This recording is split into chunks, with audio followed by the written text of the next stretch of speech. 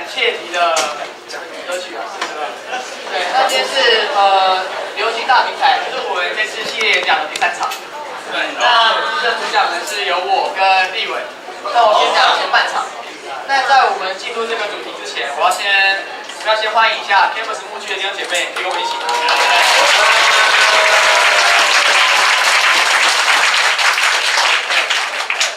非常欢迎。那我们接下来要分享的有2个不错的好消息，对，所以我们要欢迎一下许玉生先生夫人。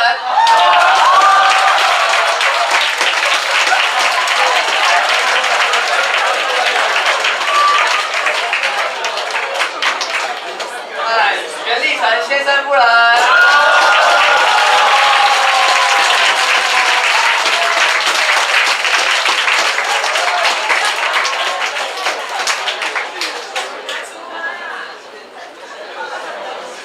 好，那接下来我们就准备我们今天主题：难受香菇，孤单寂寞觉得冷，找个知心好友最重要。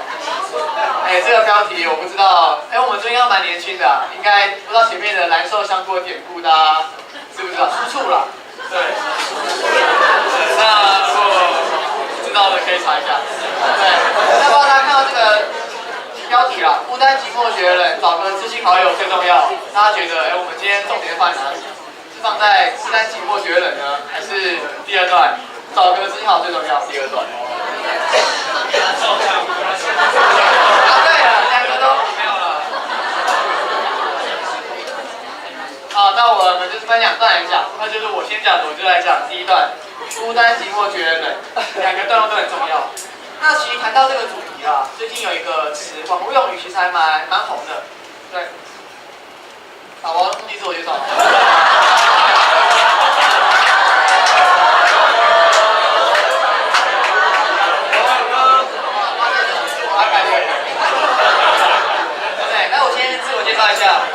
因为这边可能还有人不太认识我，那我叫做黄勇，我的名字只有2个字，就是有没有的勇。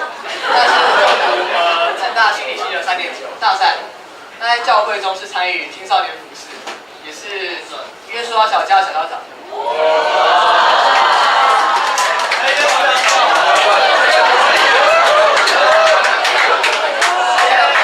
我懂他们的，青少年都是比较害羞内向的。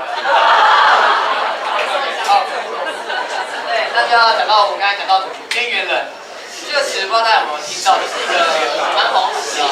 对，那什么是边缘人呢？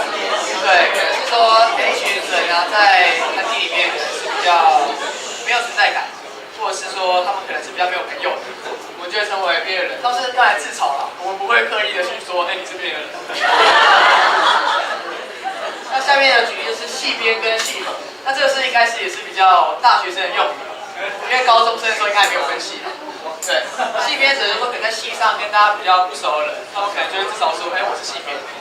那系合就是说可能在参与系学会啊，参与活动，跟大家都很熟络的人，他们就说，我们就说，他是一个系合，对，这大概之间比较会用到的词语。没有，我就是一个系边啊。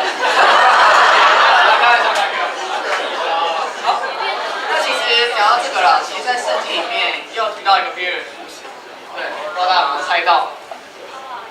在马太福音的第8章1到3节，那请大家我们可以一起来念这段经文。好，1、2、3，起。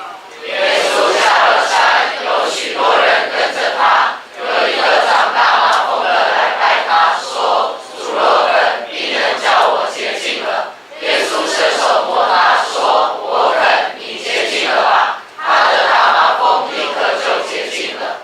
对，好，看到这段经文，因为大家可能我们都不是医学背景的，文学心理的，也不是医学背景的，我们可能对大麻风不太了解，所以我就找了一些简单的资料。对，好，那我们可以先看一下大麻风，这个经文的图片。对，就是耶稣在医治一个大麻风的病人。对，那其实看到其实他是离他蛮远的。对。那这是大麻风的图片，那我已经尽量找了一些比较不会那么的让大家不舒服的照片。图片嘛，对。那看到那个手，就是长大麻风的人，其实手就会变白色，本身他的身体会变白了。对，甚至再严重一点的话，可能会有肿块。那像我们这边是比较专业的图片。那上面的第一张是还没有发病前大麻风嘛，它可能就会有白色的斑点。那其实因为大家现在可能远远的看不清楚，我们都要帮它标起来。那右边这边的，右边的红色圈特别白啊，对，这一块右边的那个红色圈就特别白。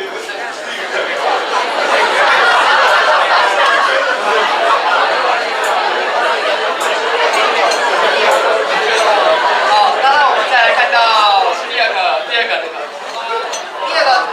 右边第二个图是说是类结核型的麻风病，对，那它这时候呢是有环形红斑的，那上是一两个，那中间就是一个是比较大块的，对。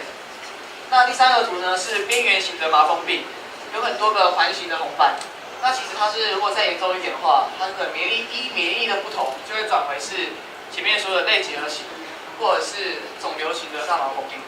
对，那其实，在圣经中啦，我们大麻风病应该是一个统称，就是皮肤病的一个统称，它算是严重的皮肤病。那当然也包含大麻风。如果再严重一点的话，它可能就影响你的骨头啊，可能会变形，甚至影响你的肢体，会影响你的行动。对，那其实蛮痛苦。对，那在当时候患大麻风的病人是有些背景，会面对到很多的挑战。对，那我在这边也可以先介绍一下。第一个是肉体上的挑战。对，那肉体上的痛苦就是说，他们可能是难以痊愈，他们可能就算好了，也可能会复发，是难以甚至是被根治。所以其实很去痛，遇到这样痛。那其实这是我觉得在其他痛苦里面还算轻微的。第二个是精神上的痛苦。那这边看到说，在地理与社交上和一般人完全隔离。那为什么会这么说呢？因为在当时候犹太人的观念里面，他们认为，在耶路撒冷城他们住的地方是最为洁净的，越接近圣殿越洁净，所以耶路撒冷城外就是不洁净的地方。那当然，越接近圣殿，就算是城内，越接近圣殿地方越洁净。城内圣殿内是比较洁净的，圣殿外相对来说不洁净。那圣殿内至圣所最为洁净。至圣所之外的圣殿相对来说不洁净。那在大麻风那时候被人视为是不洁净的，那他们可以住哪里？对，就是住在最城外的地方，他们是不能够入城的。对，所以这是在地理上面他们是被隔绝。那在社交上面也是一样，就在那时候大麻风病人被一般犹太人视为是不洁净的，所以他们是被规定说你们应该是要披头散发，甚至撕裂衣服。为什么呢？因为我在一看到你的时候，我就知道，你可能是这样不洁净的人，我就不会靠近你。甚至当你接近的时候，我是可以拿石头一丢你，就要把你赶走。或者是说，当时候如果看到一条街上有大麻风的人，那条街上的东西我们就不会买，犹太人就不会买，因为认为那边的东西已经因为它的靠近，所以不洁净。所以在地理与社交上面，他们也是和一般人是完全隔离。那第三点是灵性上的痛苦，他们是没有天国盼望的。为什么会这么说呢？因为查到资料中是这么说的，说犹太人的观念里面是宗教上的洁净跟道德上的洁净是一致，所以当看到他们可能是这样犯大麻风的时候，被人视为他们道德上是不洁净的，所以相对来说，同时他们在可能是说宗教上面的洁净也是一样是不洁净，所以呢，他们就会一般认为他们是没有天国盼望，他们是没办法亲近神，也没办法进神国，所以其实他们就是回到我们刚才主题，他们就是在这个社会里面。他们是很边缘的存在，他们是很没有朋友，没有人愿意接近，甚至就算他们想要接近，也会被隔绝。对，好，那其实我们一般人看到这段经文，对，我们都会想说，耶稣刚才好鼓励哦，愿意去医治他，甚至这大麻风人好像蛮可怜。但其实我们更深来看，我觉得我们今天应该是要从这些患大麻风的人怎么想来出发。我整理了几点，我相信有更多。第一点，他们可能就是回到我们主题，他们可能会觉得孤单寂寞，因为没有人可以接近他们，他们可能也没有朋友，所以他们可能只能跟同样都患大麻风的病人相处在一起。对。第二个是他们可能会怨天尤人，他们可能会抱怨神，神啊，你怎么会把这样的一个疾病，这样一个不治之症放在我的生命当中，让我那么痛苦，甚至给我没有朋友，这样到底是为了什么？这样是自我价值低落，他们可能会觉得，我没有什么价值，我没有什么用，甚至是因为我做的不好，我这个人可能哪些东西犯了一些罪，所以我患了这样的疾病。也有可能他们会找不到存在价值和意义，他们可能会质疑，难道我存在在这个世上的价值，就是去换这个大麻风病吗？难道我的价值就是让别人讨厌我吗？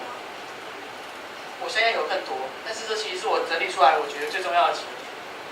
那其实看到这些，可能台下的人你们都会有疑问：今天为什么要讲这个？我可能也没有患大麻风病啊，我可能很干净啊，我可能也不是边缘人，我有很多朋友，这些东西跟我又有什么关系呢？对，我相信是的，我相信大家可能都很多朋友都没有患大麻风病。但我这边想说的，我们常常怎么想去看的时候，我们就会发现，或许我刚才讲的，我们都没有，我们不是他们那样的人，但是他们心中的感觉，他们可能曾经他们感到孤单寂寞，我们有时候也会有这种想法。可能他们曾经有了自我价值低落，找不到存在的价值跟意义。可能在你我的身旁就有这样的，我相信是这样的。为什么会这么说？因为我就是一个这样的，对。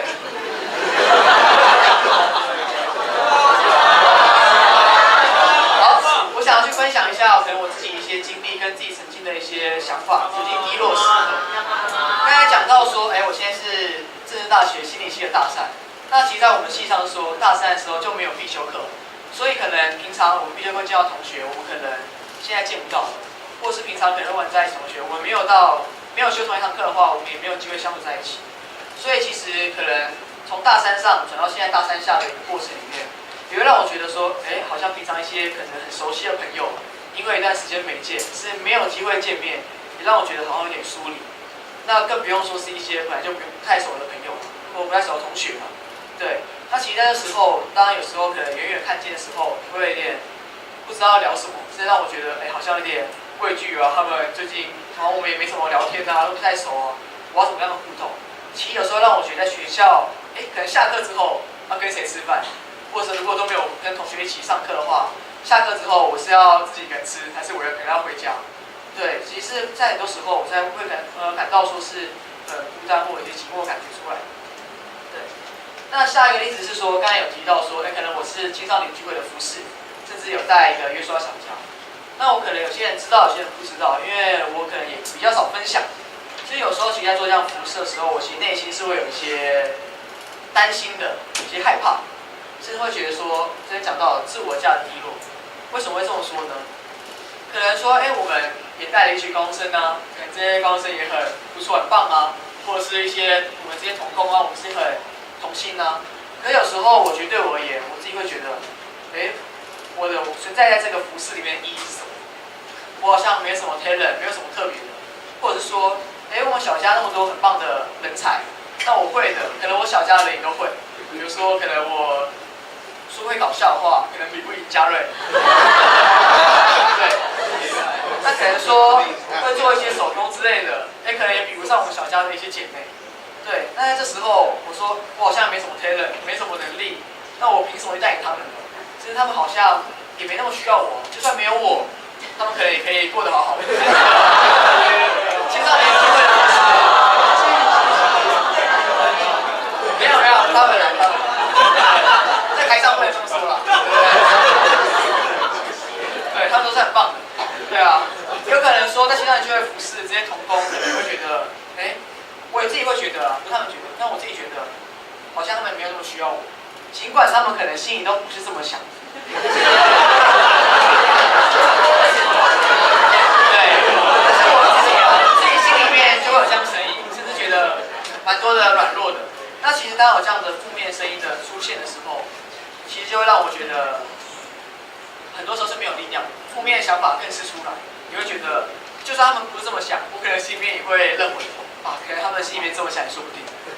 对，那也会让我觉得，那我是不是应该要暂时结束这个服饰，或是可能说，我是不是应该要就是更加低调？对，因为就觉得好像没有力量。对，所以其实我觉得那时候我就会蛮能够去明白说，换大麻风人他们的想法，他们可能就觉得，他们的价值在哪里？我可能在某些时刻，我也会找不到我的价值，甚至有时候很难被别人安慰。有些人跟我说，没有啊，你很有价值啊，我们很需要你啊。我说，不，我不这么想，我觉得你们不太需要我。对，那其实我觉得那时候回到我们刚才一开始的主题，孤单寂寞觉得冷，这时候可能就是我一个很孤单的时候。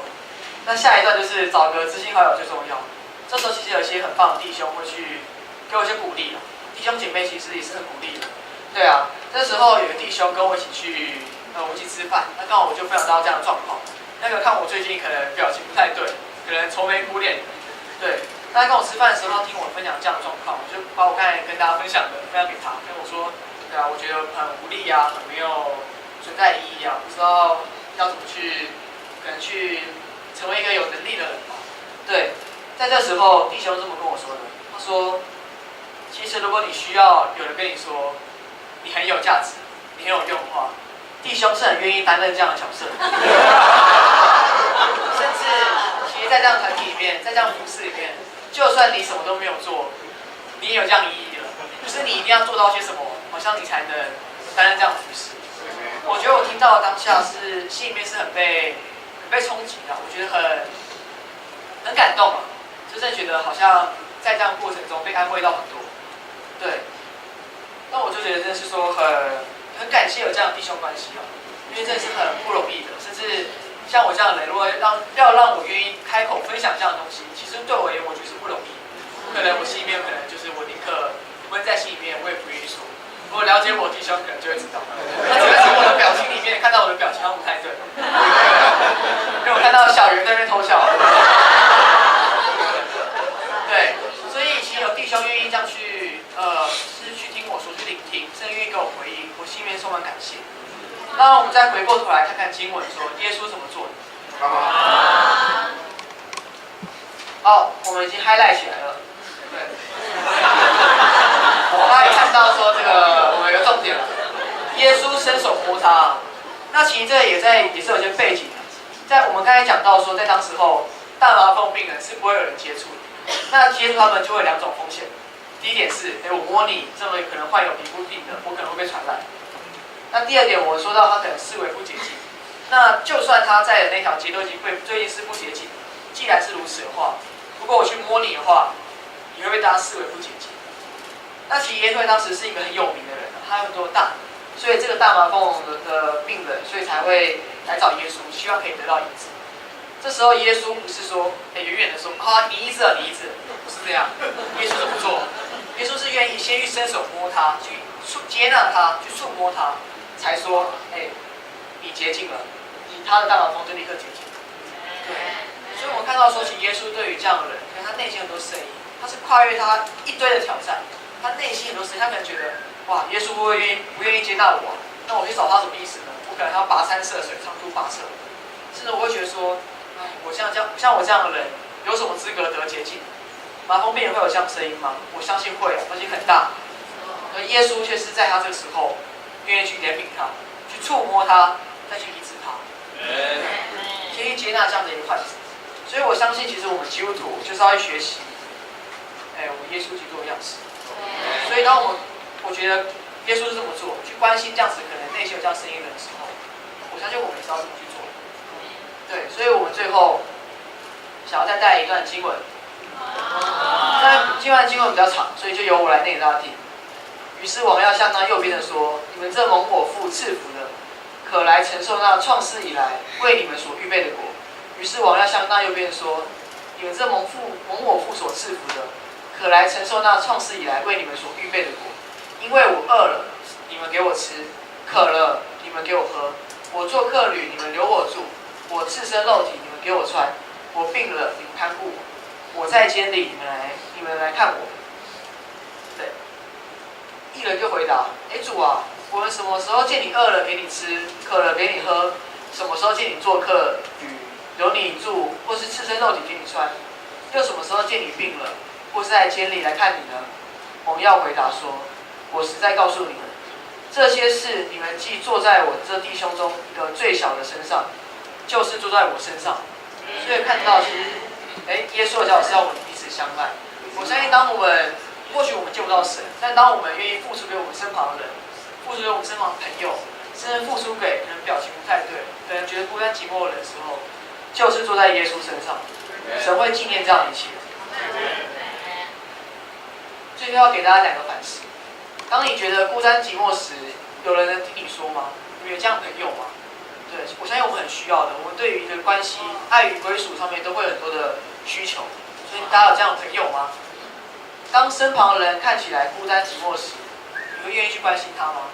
看有这样需要，他可能表情不太对了。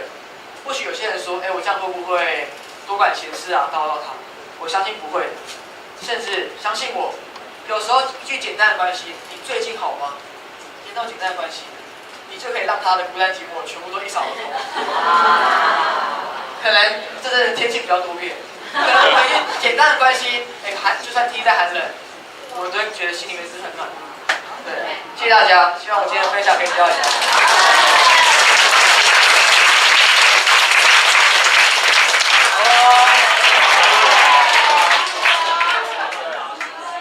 你给我。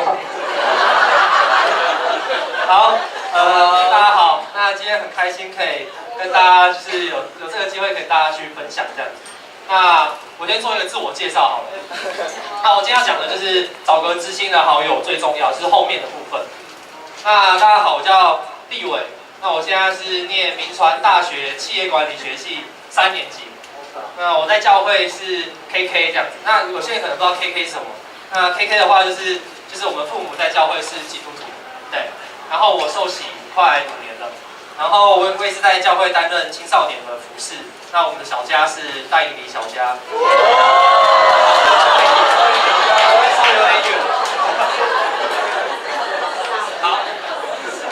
好，那这是我的家庭这样子，对。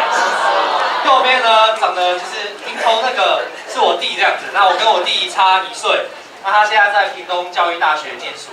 然后那个右下角跟我长得很像是我妹这样子。不好意思，我妹今年坐在台下这样子。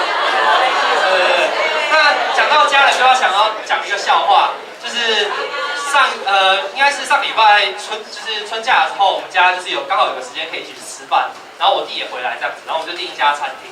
然后聊一聊，就聊到我妹的学校生活，然后这时候就要爆我妹的料，然后就聊到她跟她同学的互动跟对话，然后对话是这样，她同学跟她讲说，樊丽宇，你好好，你有哥哥好羡慕你哦。然后樊丽宇很好笑，跟她讲说，你可以有哥哥，但是不要有2个。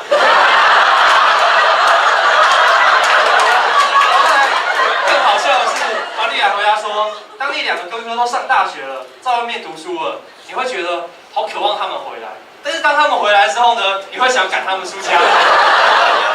所以我觉得，我相信我妹是爱我的。对，然后因为今天时间不多，所以我就直接进今天的主题。那因为我想要讲的就是知心的好友嘛，那可能大家对于好朋友的定义都不一样，所以我这边有列举一些可能大家各自觉得说，什么样的一个知心好友，就是有什么样的特质这样。第一个要有义气最近很流行的8+9这样子，我不知道大家有没有知道，8+9等于17嘛，就是义气这样子。那最近也很经典，就是8+9经典语录。那里面有几段话是这样讲的，他说赢要一起狂，输要一起扛。还有一段话是说，狼若回头，必有缘由，不是报恩就是报仇。仔细好像讲得顺。对，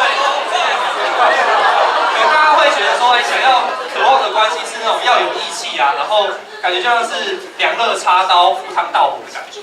对。下一个可能就是可能有些人会觉得说，能帮助到你的人，或是解惑的人是你的知心好友。可能有些人在生命当中会有一些疑惑啊，或是会有一些迷失，而当这个人跳出来的时候，可以给予你一些帮助，帮你解惑啊，帮你是开导人生的方向。可能有些人会觉得说，这是你就是渴望想得到的知心的好友。第3个可能就是有些人会觉得说，聆听吐苦水。可能当你在难过，当你在遇到挑战的时候，会觉得说，就是想要找一个人聆听，或是就是想要找一个人吐口水这样子。吐苦水啊！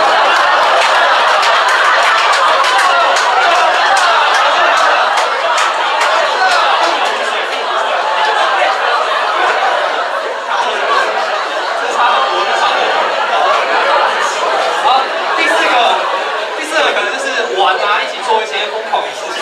那我们教会当中有一个非常会玩的弟兄，这样子就是小东这样，跟在小东身边呢没有不好玩的事情。对，跟在小东他会带你去做很多很好玩的事情。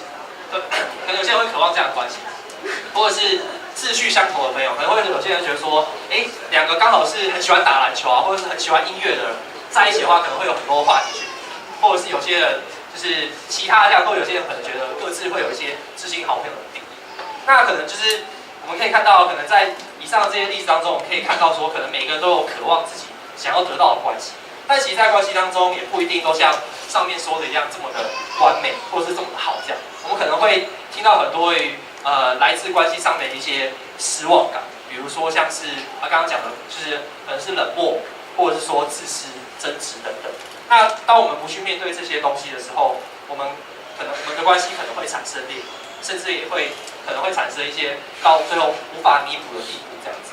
那我想问大家不知道有没有就是曾经很要好的朋友，甚至认为是自己的知心好友，可是却因为一些原因，就是这个关系而产生了一些变化的。然后我想要去分享我大学的生活了。那其实我大学我有看到，其实我们班上有就是2位很要好的朋友，那他们也就是很常混在一起啊，然后他们也很常他们现在也在外面租房子，然后就是分开住这样，就感觉好像就是2个很要好，然后在班上也就是大家也很常一起出去。可是其实表面上面看起来很好，但是私底下的话，就是有一方的，就是他们其实他其实很讨厌另外一方，那他会在私底下说对方的坏话，比如说可能对方就是做得很好的时候，他可能会说他一些就是不好听的话，或是辱骂他。可能当对方有需要的时候，可能这个好朋友他就是自己躲起来，然后就是不去帮助他一起面对这样子。所以其实我看到这样的关系的时候，其实就看到很多一些自私或是以自我为中心去思考，然后其实也看到说，当这样的一个就是一些很恐怖的原因去发生在关系当中的时候，其实会看到有很多一些伤害这样子。对啊，那其实这样的关系会不会也开始影响我们基督徒对于就是朋友的定义呢，或者朋友的价值？而今天在圣经当中，我们怎么样去看待一份真正的关系？对，然后我想要去分享一段经文。好，这段经文是哥林多前书12章12到27节。那这段经文有点长了，所以就是不会叫大家念。那我大概就是解释一下，就是这段经文的意思。那这段经文大家很熟悉，就是在讲肢体关系。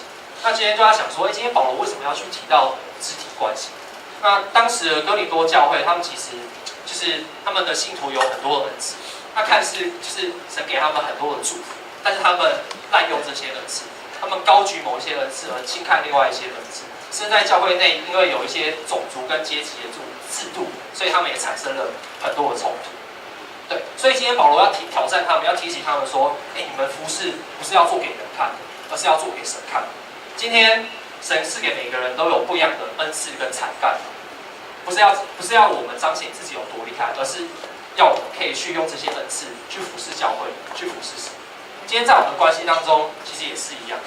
有段经文讲说，我们爱，因为神先爱我们，所以今天这份爱就是神的爱。而当我们去用神的爱去爱对方的时候，其实我们会学习很多，不管是付出、舍己跟牺牲。可是今天当我们的爱不是出于神的爱去爱对方的时候，可能会产生很多一些我们自己的一些思考，可能是很多都是出于我们自己的意思，所以我会产生很多一些自私或是自我为中心。那现在我想要去分享我跟一位弟兄的关系啊，就是我跟小袁的关系。那小袁就是昨天刚结婚嘛，那在结婚的前一天，就是下午呢有一个茶会的时间。那茶会的话，就听到很多弟兄去分享跟小袁的关系啊，或者是分享小袁的特质。那我今天也想要去分享我跟小袁的关系。那讲一个不浮夸的例子，神是我生命中的第1位，家人是我生命中的第2位，第3位的话就是小袁呐。不浮夸。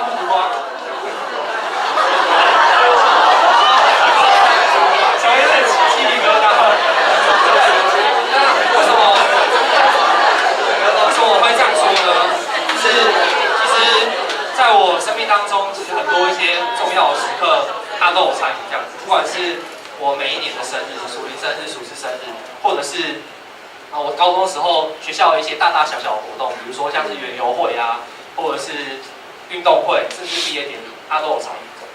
甚至在我属灵生命比较低潮的时候，高3那段期间，就是可能跟大家比较就是隔绝这样子。然后其实小袁有给我很多的陪伴。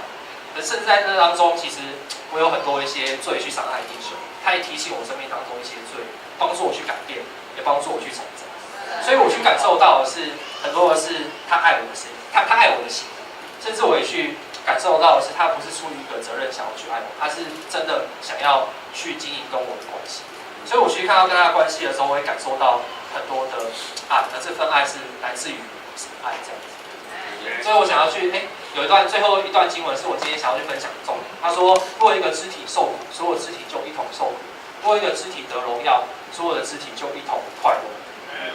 在4年前的时候，我爸就是得知就是肺部有长肿瘤，那就是经过医生确定之后呢，就是确定是肺腺癌这样子。